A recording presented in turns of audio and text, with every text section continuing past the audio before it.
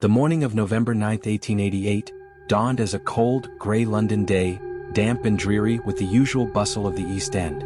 But on Dorset Street, behind a door that had remained locked the night before, the city was about to bear witness to a scene that would haunt its streets for generations. When Thomas Bowyer, a rent collector for landlord John McCarthy, knocked at the door of 13 Miller's Court that morning, he expected a routine conversation about overdue rent. He never imagined that peering through the broken window would uncover the nightmare that awaited inside. What he saw froze him to the core. There, sprawled across the blood-soaked bed, lay Mary Jane Kelly, her body torn apart in a way so horrific, it was beyond belief. Her face, once so full of life, was hacked beyond recognition. Her chest and abdomen were savagely opened, intestines spilled across the room like some grotesque display. The horror of the scene eclipsed everything the Ripper had done before, and what he had done would forever remain etched in history. Jack the Ripper had saved his most monstrous crime for last. Who was Mary Jane Kelly? Before we dive into today's chilling tale, take a moment to comment below where you're watching from, then don't forget to like, subscribe, and turn on the notification button so you never miss another gripping unknown crime story. Unlike the other victims, Mary Jane Kelly was a mystery even in life. Her story was filled with contradictions, half-truths, and whispers of a past that was as elusive as the woman herself. She was believed to have been born around 1863 in Limerick, Ireland, though she occasionally spoke of a Welsh upbringing and family ties to Cardiff. She claimed to have been married to a coal miner named Davis, whose tragic death in a mining accident had left her shattered. But from there, her past became more murky. Mary Jane had drifted through life, finding herself in London after her husband's death.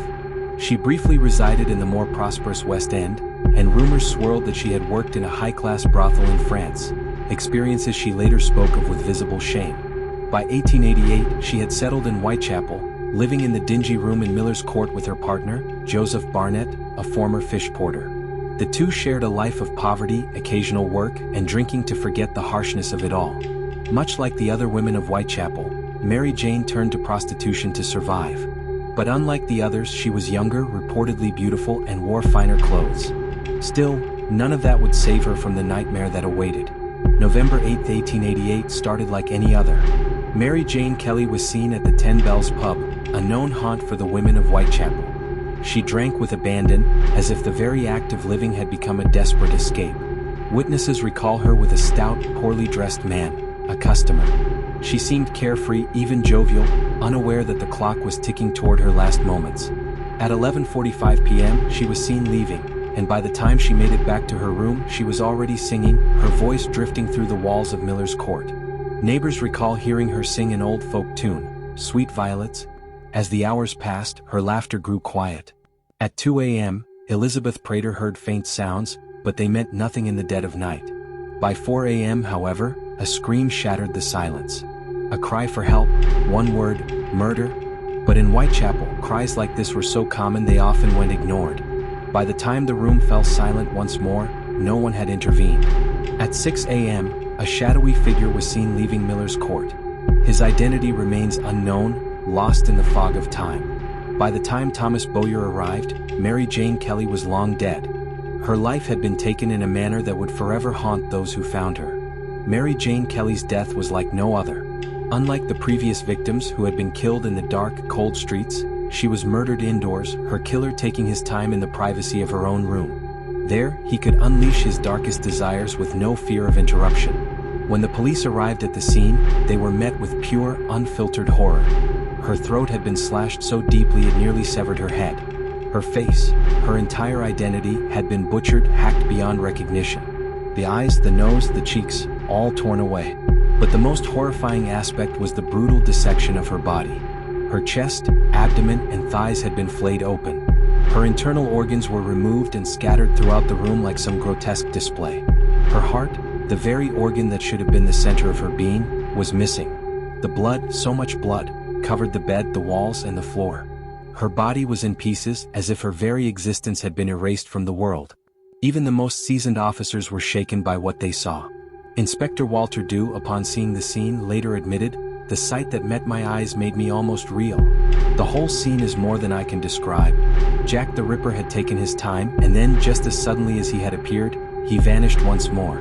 The discovery of Mary Jane Kelly's body sent shockwaves through Whitechapel and beyond. London was on edge.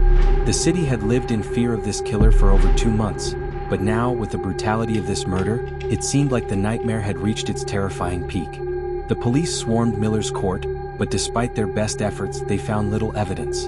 No murder weapon. No clear witnesses. Only vague reports of a man dressed in dark clothing near the scene. The press fed the frenzy. Newspapers plastered horrific illustrations across their pages, declaring Mary Jane Kelly the Ripper's final victim. But despite the frenzy, despite the manhunt that followed, the killer was never found. Was Mary Jane Kelly really the last victim? Many believe that Mary Jane Kelly was the final victim of Jack the Ripper, the horrifying culmination of his blood-soaked spree. But did he really stop? Some theorists suggest that the killer died, was arrested, or fled the city. Others speculate that he continued his killing spree elsewhere, perhaps changing his methods. One thing is for sure, Mary Jane Kelly's death marked the end of an era of terror. But whether it was the true end of the Ripper's reign remains a haunting question. Mary Jane Kelly was laid to rest on November 19, 1888, at St. Patrick's Roman Catholic Cemetery. Unlike many of the other victims, she had a grave, a marked, solemn tribute to the woman whose life had been taken too soon. But over time, her grave was lost, buried beneath the weight of history. She was young, full of life, and had dreams beyond the grim streets of Whitechapel. But those dreams were cut short by a monster lurking in the shadows. Why did he choose her? Did he know her? Why did he stop? The questions remain unanswered. Jack the Ripper was never caught. His legacy of terror remains, alive in the nightmares of history. We want to extend a heartfelt thank you to each of you for staying tuned and following the playlists of Jack the Ripper's documentary. Your curiosity and engagement help bring these dark chapters of history to light, and we deeply appreciate you joining us as we delve into the unsolved mysteries of Whitechapel. Stay tuned, because there's always more to uncover, and the story of the Ripper's reign of terror is far from over. Want to dive deeper into the chilling world of true crime? Don't forget to like, subscribe, and hit the notification bell so you never miss an unsettling tale. Share your thoughts and theories in the comments below, and join us for more investigations into history's darkest mysteries.